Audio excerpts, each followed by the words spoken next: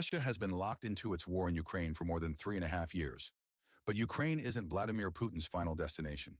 It's just the opening chapter. His real ambitions stretch further toward NATO. And intelligence reports now suggest Russia may actually be preparing for that fight. According to the Institute for the Study of War, Russia is forming a strategic reserve of troops, a surprising development given the staggering losses it has already suffered in Ukraine. An insider claims that nearly 290,000 recruits have signed contracts with the Russian Ministry of Defense between January and mid-September 2025. That's an average of 31,600 new soldiers every month. Now here's the interesting part.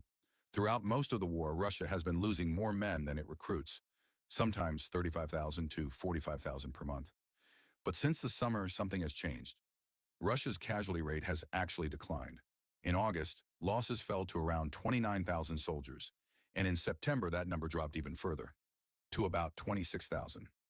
For the first time since the war began, Russia is recruiting more soldiers than it's losing, and that small but steady surplus of manpower is now being funneled into a strategic reserve, possibly one meant for a future conflict with NATO.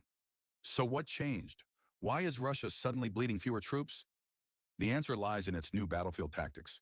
Instead of throwing huge battalions of 500 men into assaults, Russia shifted to using much smaller units, platoons of 100, even 20 soldiers.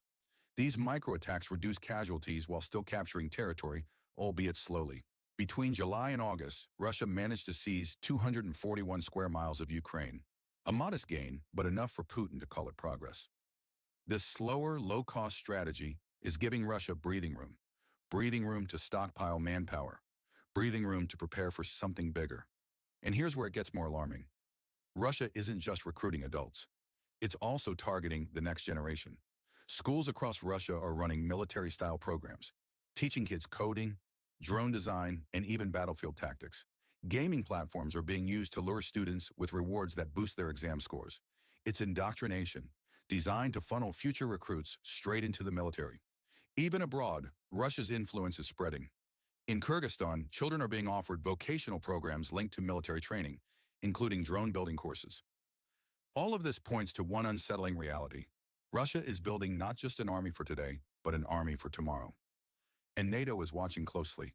In just the past month, Russia has repeatedly violated NATO airspace. Drones entering Poland and Romania, fighter jets buzzing Estonia, and unidentified aircraft intercepted over the Baltic Sea. NATO leaders see these incursions as deliberate tests of the alliance's defenses. NATO's Secretary General Mark Rutte has already warned that Russia could be ready to attack within 5 years. He's even called for members to raise defense spending from 2% to 5% of GDP to prepare for what could come. The big question is, will Putin wait 5 years, or will he strike sooner once his reserve force is strong enough?